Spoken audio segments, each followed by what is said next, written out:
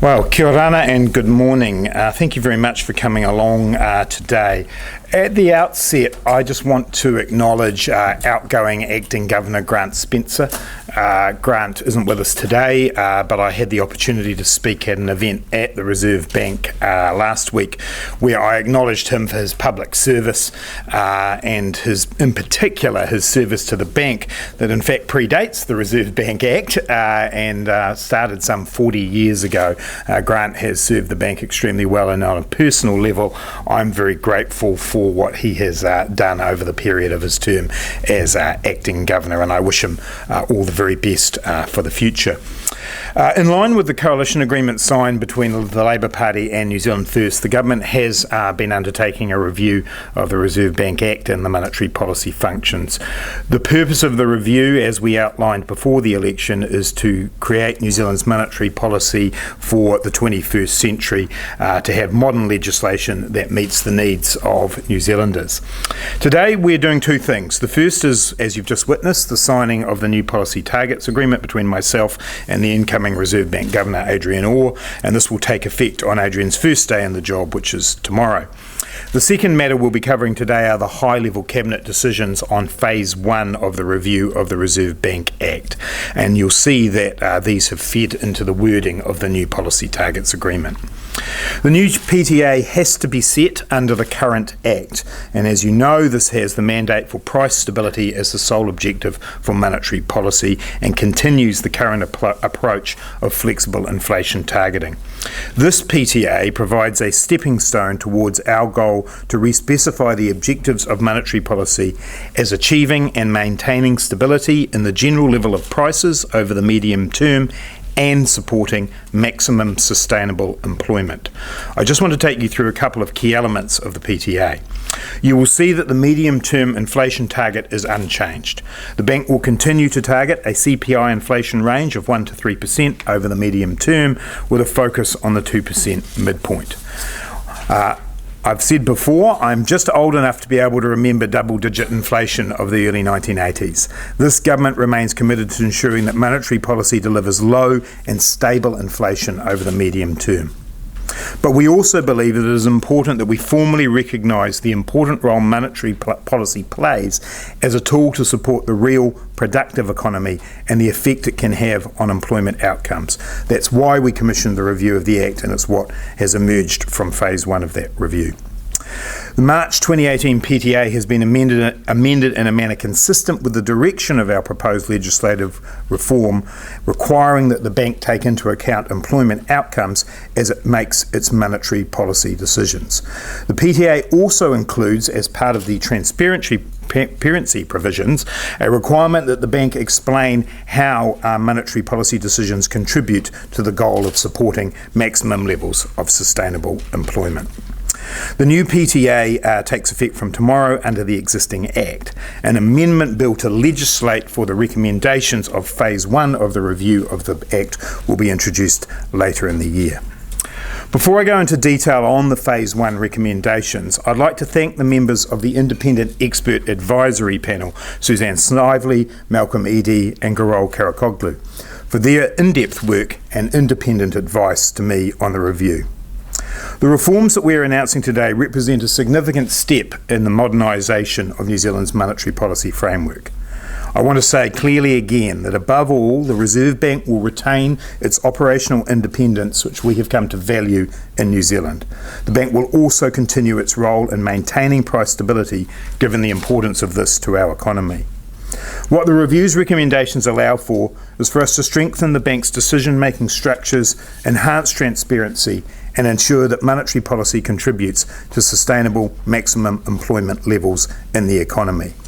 We have tried to capture the reason we have carried this review out in the preamble to the new PTA, and I'm just going to read that out now.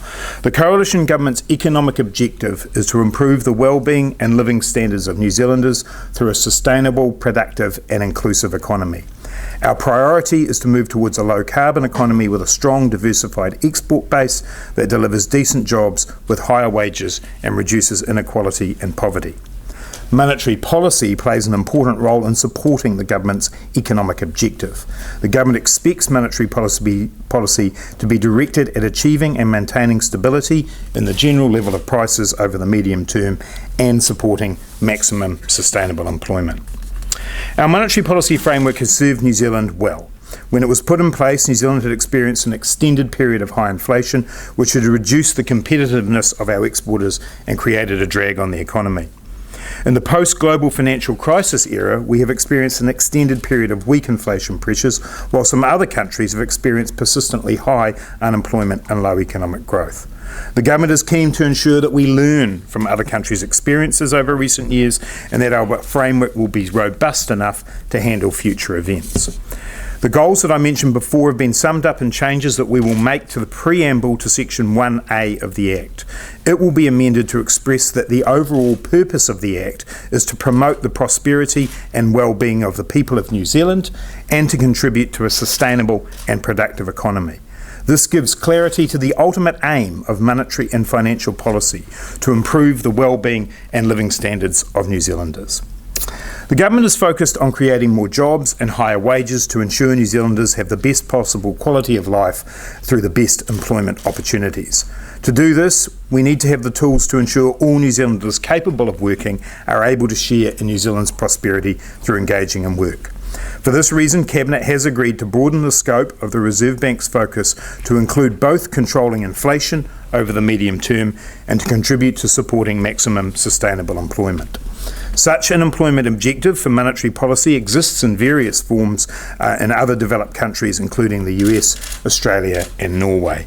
These economies have succeeded in controlling inflation over many years, but their policy objectives also recognise the important role that monetary policy plays in achieving broader economic outcomes. The Reserve Bank has delegated significant operational independence. It makes decisions that impact on the well-being of all New Zealanders. The Act currently makes the Governor of the Reserve Bank the sole arbiter on monetary policy. This is unusual internationally. Most central banks operate through committee-based decision-making structures. The Reserve Bank itself has recognised the benefits of a committee structure and has, at its own initiative, instituted an internal governing committee which considers monetary policy and significant financial policy decisions. However, the legislation does not currently require that decisions be made by a committee. This constrains the extent to which the committee decision-making can evolve at the bank. The government is keen to ensure that the legislation enshrines a robust committee decision-making approach that will endure into the future. For these reasons, Cabinet has agreed to amend the Reserve Bank Act to put in place a monetary policy committee that would have the responsibility for formulation of monetary policy. The Monetary Policy Committee will be responsible for monetary policy strategy and decisions which will be made in line with a specified operational target, as is the case now.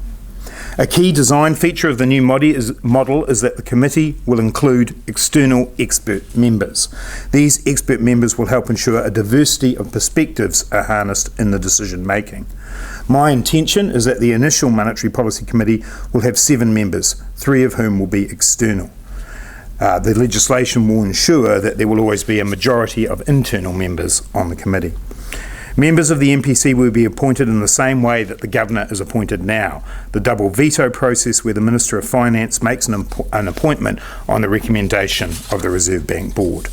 This recognises that these are significant appointments, but ensures that the expertise of the Board is utilised in choosing candidates. This process will ensure merit-based selection and limit the risk of political influence. The Governor will still retain important responsibilities in respect of the implementation of monetary policy. Legislation will require the Governor to ensure that the Bank implements the decisions of the MPC. The Governor will be an ex officio member of the MPC and will chair the MPC. The Deputy Chief Executive of the Reserve Bank will also be an ex officio member of the MPC. The other internal members will be nominated by the Board after consultations with the Governor, and the Governor will be the sole spokesperson on the decisions of the MPC. The legislation will be flexible enough to allow for decision-making and transparency approaches to evolve over time. It is our intention that the Monetary Policy Committee will be required to publish meeting records. This will provide transparency as to the consideration and views taken into account in making decisions. While I expect the MPC to seek consensus, where this is not the case, I intend that the balance of votes will be published without attributing votes to individual members. The Governor will have a casting vote if that is necessary. Legislation to allow for the MPC will set out a process for a charter to be developed between the Minister and the Monetary Policy Committee, which will clearly set out the details of the decision-making process and transparency and communication decisions. A Treasury observer will attend the Monetary Policy Committee in a non-voting role. I want to touch on this a bit and be open about the presence of the Treasury official at MPC meetings was the subject of significant discussion during the first phase of the review. I want to assure people that the Treasury observer will be just that, an observer. They will not be part of the decision-making process. Rather, I envisage that the observer will help support the coordination of monetary and fiscal policy. I expect that this setup will lead to better Treasury advice to the Minister of Finance on how fiscal and monetary policy can work together. The implementation of the Monetary Policy Committee gives rise to a number of consequential considerations. A key issue is how the operational target for monetary policy will be now set. Currently, this target is set through the Policy Targets Agreement, which we've just signed. This method to set the target needs to be adapted to a committee decision-making structure. The setting of the monetary policy target is an important policy decision that should be based on a robust review process.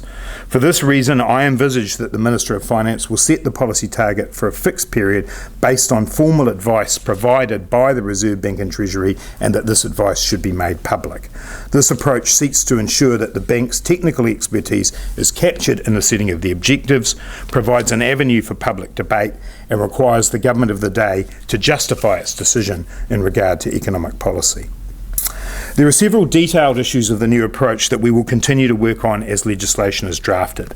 These include the operational aspects of that I've just covered in terms of setting targets, the charter that I mentioned for the Monetary Policy Committee, the full duties and powers of the board, and the statutory duties of the Monetary Policy Committee itself. I anticipate introducing a draft Reserve Bank Amendment Bill to Parliament incorporating these changes in the middle of the year once all the final detail has been worked through, and we will allow for a full select committee process and public input. I should acknowledge at this stage that yesterday I briefed the opposition finance spokesperson, the Honourable Amy Adams, about our intentions. It is my intent that we will continue to attempt to achieve consensus about the changes that we are making. I anticipate that further proposals around phase 2 of the review will be developed over the coming month, and we will make an announcement about those by the end of May. The proposals that we're announcing today represent an opportunity for New Zealand to develop a monetary policy framework fit for the 21st century. I believe they represent a continuation of New Zealand having strong and robust monetary policy. I'll now hand over to the Governor-designate Adrian Orr to make some remarks. Thank you, sir.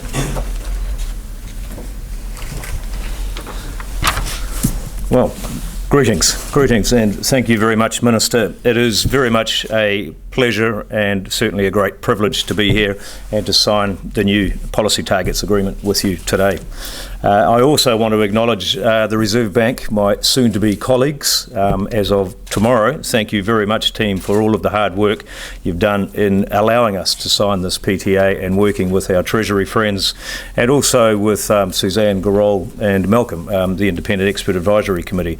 It's been significant work, and we have Jeff Baskand here, who will also be sitting as an ex officio in the future Monetary Policy Committee, along with Dr. John McDermott, the Chief Economist of the Reserve Bank. The PTA, I believe, appropriately recognises the importance of monetary policy for the well-being of all New Zealanders, and as explained in the context of the PTA, low inflation is a means, not an end in itself, to economic well-being. The bank's annual consumer price inflation target remains the same, which is 1 to 3% per annum on average for the general level of prices, and also that we will continue to aim for the midpoint of that target in the inflexible inflation targeting regime that we operate. Price stability, as I'm certainly old enough to remember high inflation, price stability is a far superior place to be in an economy. It offers very, very significant benefits to all New Zealanders, particularly those on low incomes or fixed incomes, where inflation will rapidly erode away spending power, and likewise for savers and people wanting to invest, where inflation can distort the allocation of investment and lead to very poor outcomes. So I'm pleased the PTA remains firmly focused on the price stability.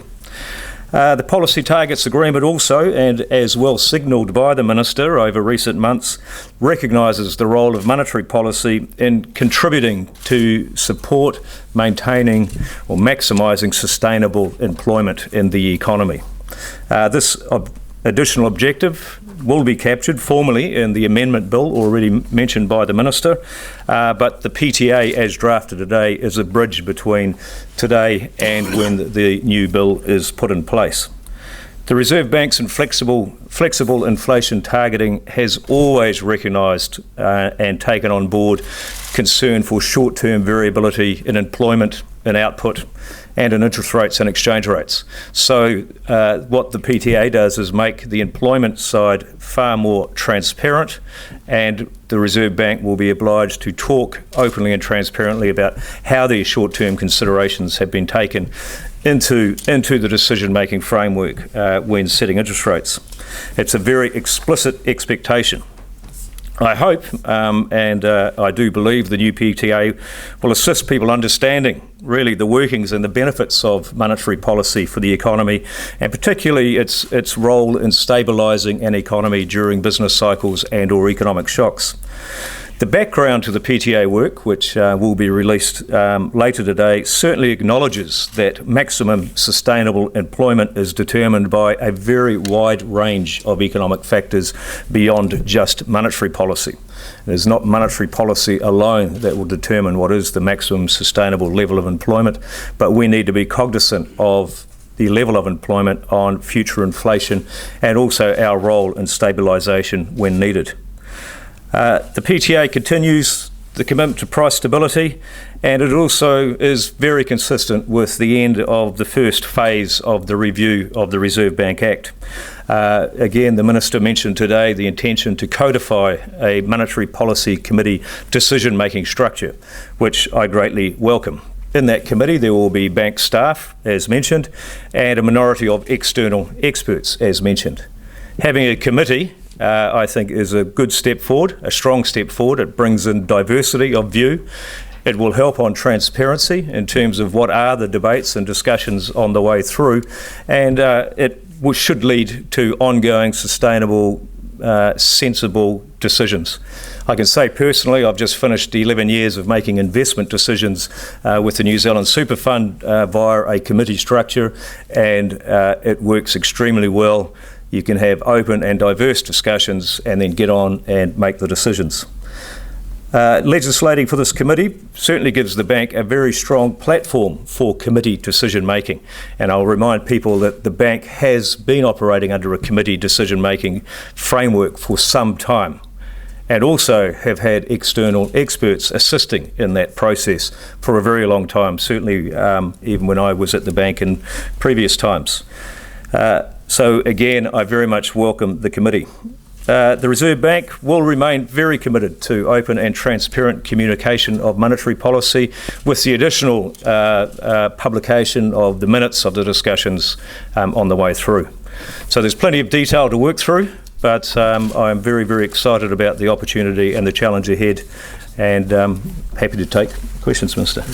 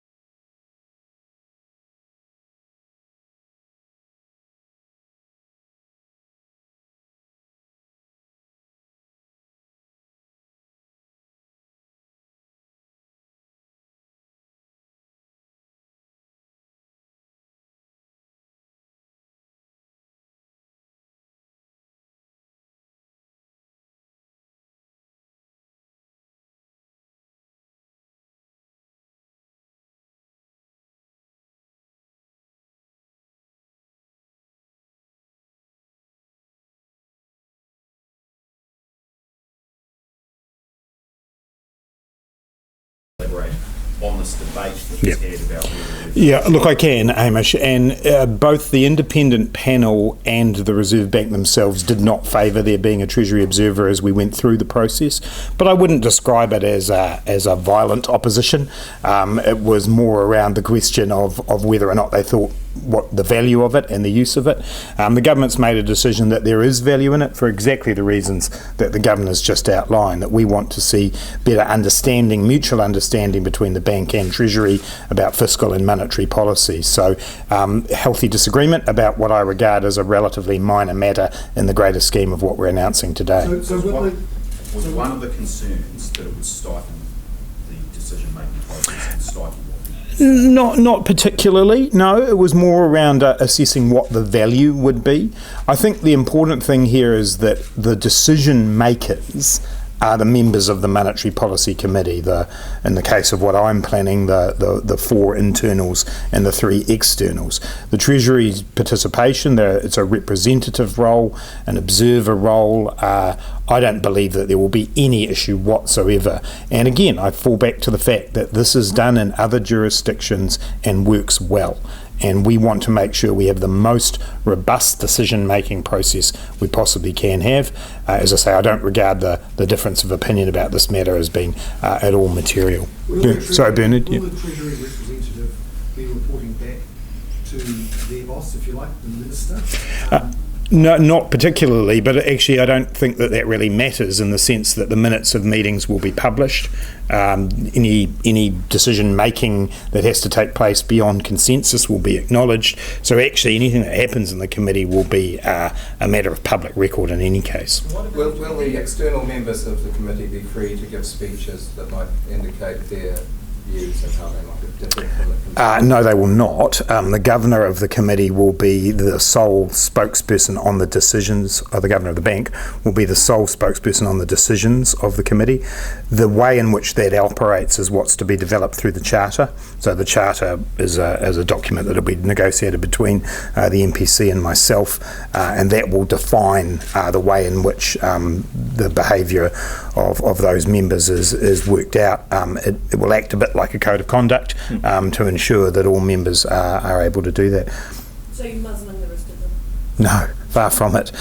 They will be playing a very important role in making the decision, but it's not helpful for anybody for all members of the committee to be giving speeches or going out and saying things. We want there to be a consistent voice on the decisions of the committee, and that will be the chair of the committee, who will be the Governor. Those external members, I'm sure when they sign up to the Charter, will understand the importance of that and equally the importance of the contribution they'll make. But why not allow them to talk in public like they do in Australia and the UK, where that seems to be also seen as transparent and functional? Yeah, look, we've made the decision that we want there to be a single spokesperson on the decisions of the committee.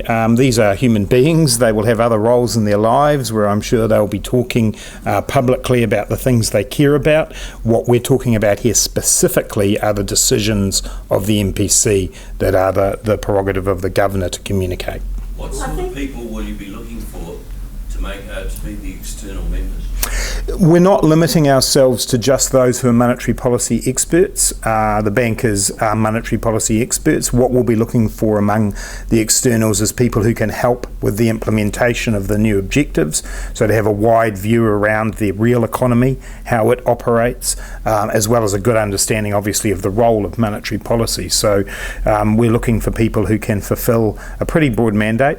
I've got great confidence, to preempt what might be the next question, that there are people in New Zealand who can fulfil these roles. I don't think the cringe that went with, for instance, the creation of the Supreme Court needs to be taken up here. We have people who work in New Zealand who are knowledgeable about the economy, knowledgeable about monetary policy, who I think will be excited about serving in these roles. To what extent will those appointments take into account Labor's general policies on diversity, and also with most of your appointments you've ensured that you have representation, for example, from the union movement?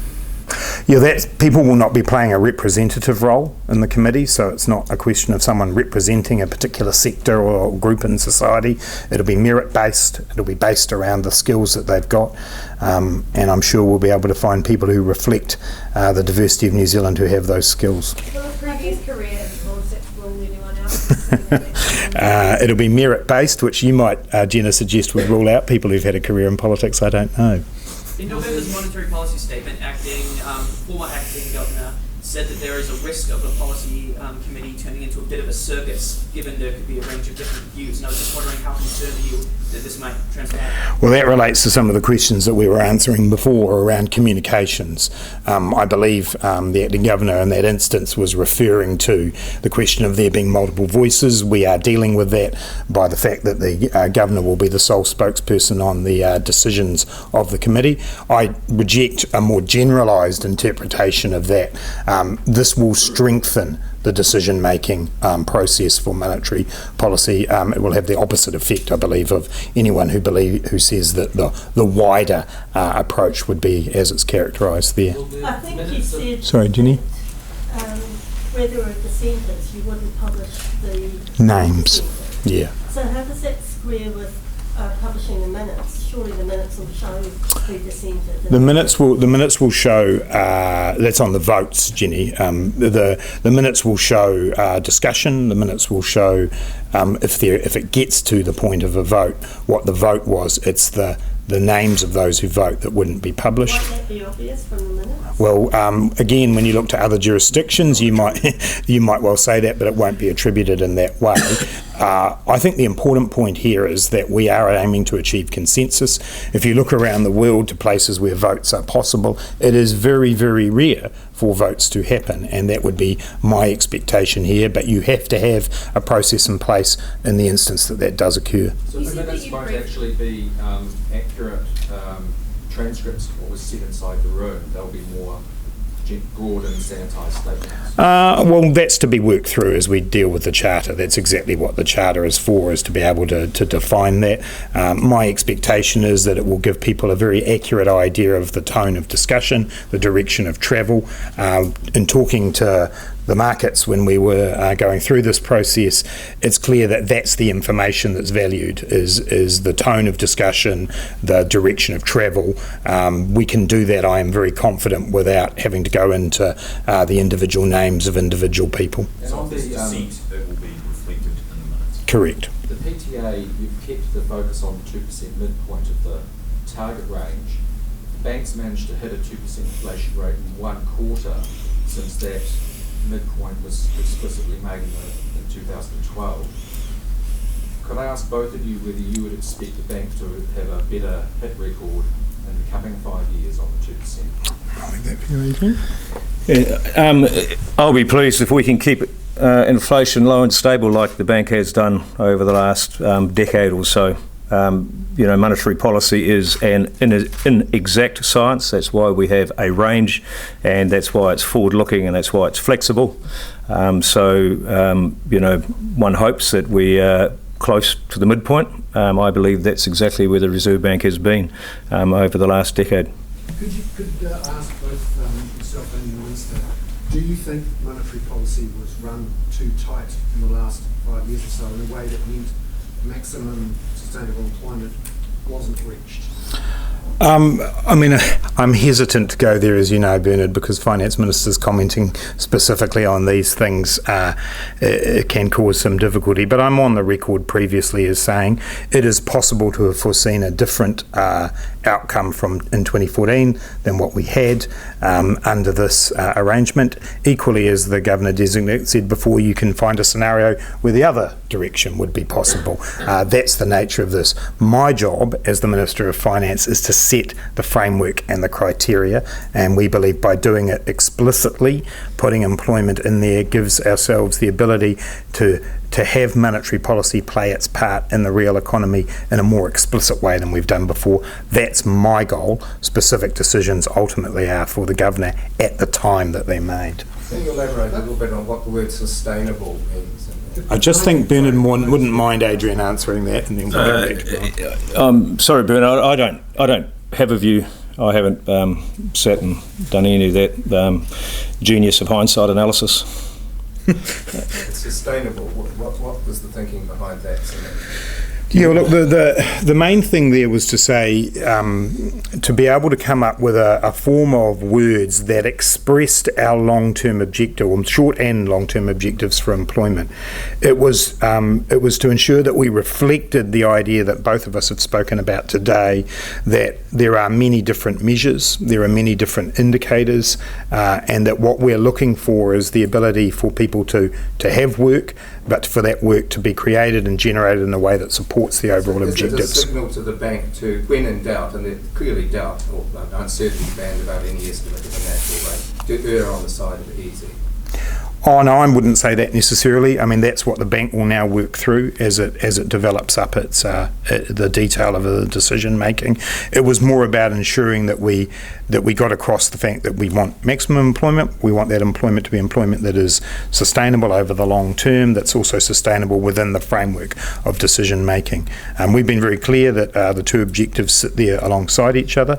The bank, as other central banks who have mandates like this, will balance those at different points in the cycle. You said that you briefed Amy Adams around this and that you were hoping for consensus all the way through. Does that mean that she supported the changes? Well, look, I won't put words in her mouth, but she appreciated the briefing. There's a select committee process that the Act changes will go through, which will enable her and other members of Parliament to explore any issues or concerns that they have. But she certainly appreciated the briefing, appreciated understanding where we're coming from. Could I ask both of you whether you think maximum sustainable employment has, over recent years, increased as new technology has come in and all sorts of changes with migration have come through? Do you think that could change over time, and has it changed over recent years? I think that's the very point the Governor-designate was making, that it is a dynamic thing. And even how we measure employment in terms of the Household Labour Force Survey and the relationship of that with technology, all of those things are evolving. Has it increased? Look, the jury's out. Will it in the future? I think is a really relevant question as technological change starts to have a greater impact on employment levels. But that's the very reason why we have a process for the bank to be able to show through the monetary policy statements how it's interpreting those words. We'll take one more if there's one more. If you make a change. Oh, sorry. Sorry,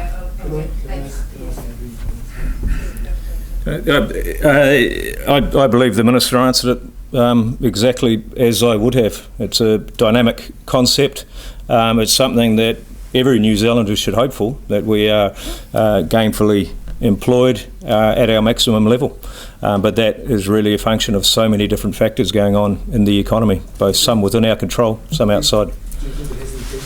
I'm very, very pleased with the economic state of New Zealand over recent years. Last one from Gina. If you change the way that you measure employment, will it have any effect on these new targets? Well, over time, that's the work that will go on as the bank looks at the various indicators of employment and unemployment.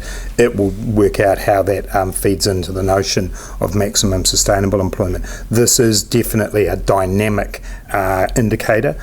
For us, the important thing that we're doing today is ensuring that monetary policy takes into account its role in the real economy. That's the big difference we wanted to make, was to make sure that understanding the limits of monetary policy, what can it do to contribute? Clearly, inflation control, price stability is vitally important. We also believe ensuring that we have a focus on maximising the number of people in employment, reducing unemployment. The government's got its goals on that. We're simply asking the bank today to play its part in doing that. Sorry, just to follow up, is that partly why you haven't set a target, because of the change in measurement? It's that the change in measurement issue is not is one small factor in a wide range of factors about the dynamic nature of this. I think that's the point that Bernard was making, that as technological change advances, what we consider to be employment at any given moment will change, and that's the nature of this. The agreement we've signed today and the legislation gives flexibility for us to be able to manage that dynamic environment. Just one last statement. Brian, just back to your question. There will be no inflation bias to decision making. We remain focused on the 2% midpoint of the target, and today is about us being explicit and as transparent as we can be as to how we've made those decisions and around what the impact is on the real economy, including employment. Thank you, everyone.